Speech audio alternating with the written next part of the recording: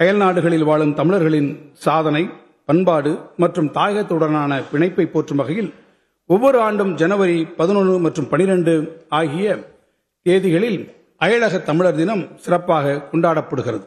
இவ்வாண்டு தமிழால் இணைவோம், தரணியில் உயர்வோம் என்ற கருப்பொருளில் அயலக தமிழர் தினம் கொண்டாடப்பட்டது.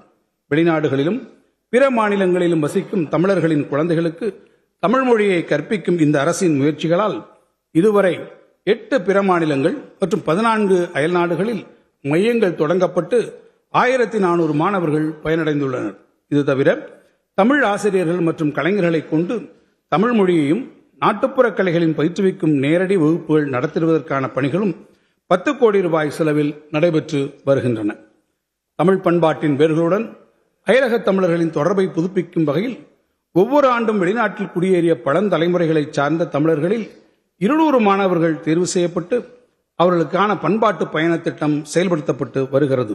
இதுவரை இத்திட்டத்தின் கீழ் ரீயூனியன் தீவுகள், தென்னாப்பிரிக்கா, Uganda, Fiji, Indonesia, Mauritius, Australia, மாலத்தீவுகள், Canada, Myanmar, Malaysia, Ilangai, France, Germany, Norway மற்றும் அமெரிக்கா ஆகிய 16 நாடுகளில் இருந்து 292 மாணவர்கள் தேர்வு செய்யப்பட்டுள்ளனர்.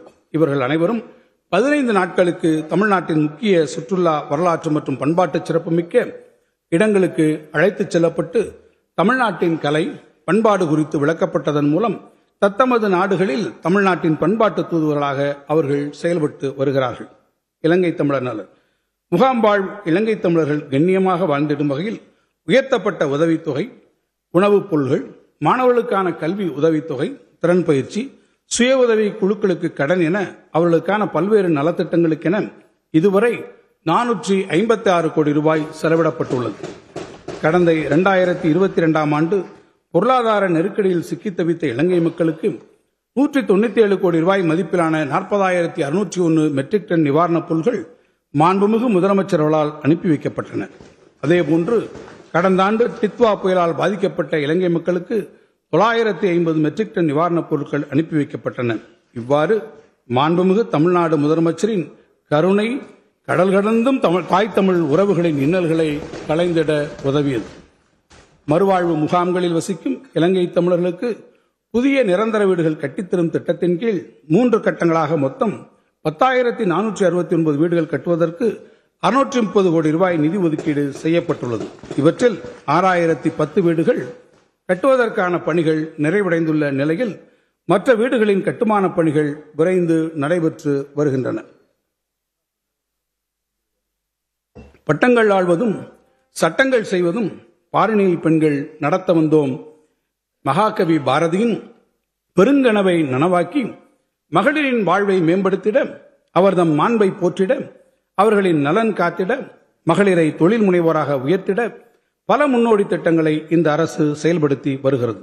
தமிழ்நாடு அரசின் முத்திரை திட்டங்களில் முதன்மையானது கலைஞர் மகளிர் உரிமை திட்டம். இல்லங்களில் மகளிரின் உழைப்பை அங்கீகரிக்கும் வகையில் உரிமை தொகையாக 1000 ரூபாயை நேரடியாக அவர்களது வங்கிக் கணக்கிலேயே செலுத்திடும் இத்திட்டம் இந்தியாவிலேயே முன்னோடி திட்டமாக திகழ்கிறது. ஏறத்தாழ 1,31,00,000 மகளிர் பயன்பெறும் இந்த மகத்தான திட்டத்தை பிற மாநிலங்களும் பின்பற்றுகின்றன என்பதே இத்திட்டத்தின் வெற்றி என நாம் பெருமிதம் கொள்ளலாம்.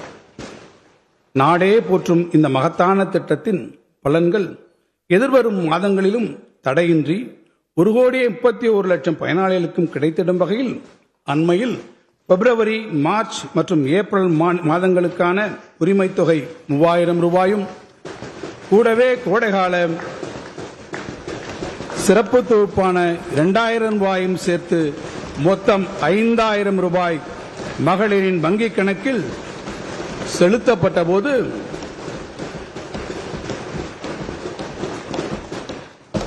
தமிழ்நாடே இன்ப அதிர்ச்சியில் உறைந்து போனது. கடந்த வெள்ளிக்கிழமையன்று வைகறை பொழுதில் கதிரவன் உதித்து தன் பயணத்தை தொடங்கிய அதே வேளையில் ஆரம்பித்து 3 மணி நேரத்திற்கு உள் 1,31,00,000 மகளிர் வங்கிக் கணக்கில் 5,000 ரூபாய் உரிமைத் தொகை வரவு வைத்தபோது இந்த நாடே திரும்பி பார்த்தது. மக்கள் மகிழ்ச்சி கடலில் திளைத்தனர். எதிர்காலத்தில் வரக்கூடிய தடைகளையும் நிகழ்நேரத்தில் கணித்து அவற்றையெல்லாம் தகர்த்து தன் குடிமக்களை காத்திடும் ஓர் உன்னத தலைவரை பெற்றது தமிழ்நாட்டின் நல்வாய்ப்பு. மகளிர் மனம் குளிர இல்லத்தரசிகளின் இதயங்கள் நிகழ்ச்சியில் நிறைந்திடும் வண்ணம் ஒரே நாளில் ஏறத்தாழ 6500 கோடி ரூபாய் நிதியினை தமிழ்நாடெங்கும் ஏழை எளியவரின் கரங்களில் தவழச் செய்த எங்கள் முறை செய்து காப்பாற்றும் மன்னவனாகிய மாண்புமிகு தமிழ்நாடு முதலமைச்சர் அவர்களுக்கு கோடானு கோடி மங்கையரின் சார்பாகவும் இம்மாமன்ற உறுப்பினர் சார்பாகவும் என் நெஞ்சார்ந்த நன்றிகளை உரித்தாக்குகிறேன். மகளிரின் பயணச் செலவிற்கான சுமையை குறைத்திடவும் அவர்கள் தமிழ்நாட்டின் பொருளாதார வளர்ச்சியில் பங்கேற்கவும் அரசு பேருந்துகளில் கட்டணமில்லாமல் செல்ல வழிவகுக்கும் விடியல் பயணம் திட்டத்தின் மூலம் இதுவரை 881 கோடி முறை பாதுகாப்பான பயணங்களை மகளிர் மேற்கொண்டுள்ளனர். இதனால் சராசரியாக மாதம் ஒன்றுக்கு 888 ரூபாய் வரை சேமிப்பை நமது மகளிர் பெறுகிறார்கள்.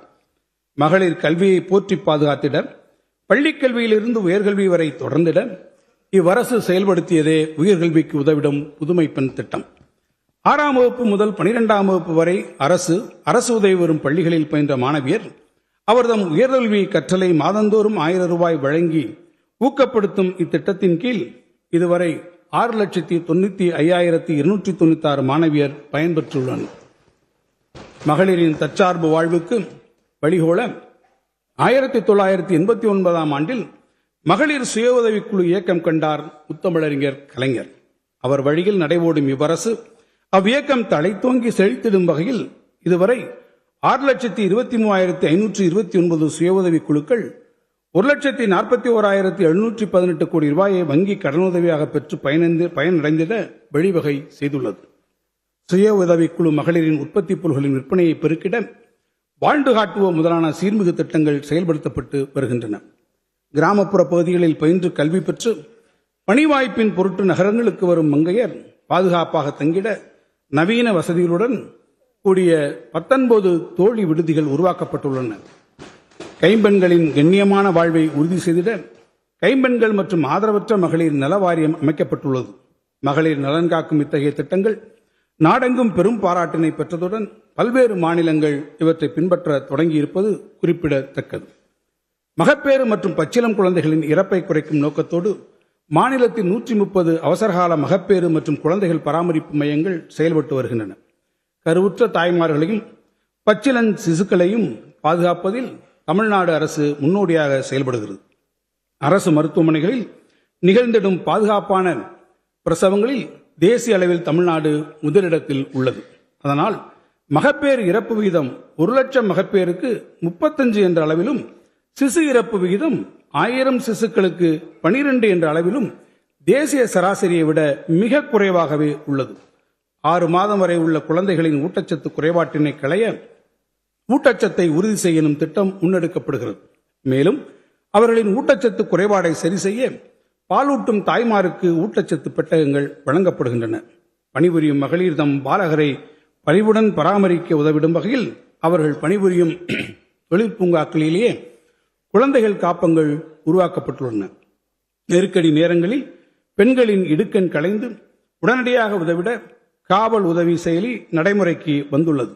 ஆலயங்களில் ஆண் பெண் வேற்றுமை களைந்திடும் வகையில் அகிலமறிய ஆன்மீகத் துறையில் பெண்களுக்கும் வாய்ப்பு வழங்கும் வகையில் பெண் ஓதுவார் நியமனம் நமது அரசின் மகத்தான சாதனையாகும்.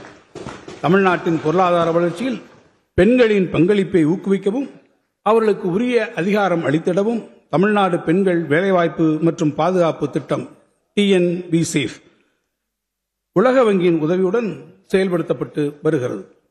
பெண்கள் பெயரில் பதிவு செய்யப்படும் 10 லட்சம் ரூபாய் வரை மதிப்புள்ள வீடுகள், மனைகள் மற்றும் விவசாய நிலங்கள் உள்ளிட்ட அசையா சொத்துக்களுக்கு கடந்த ஏப்ரல் 2025 முதல் பதிவு கட்டணம் 1% குறைக்கப்பட்டு உள்ளது.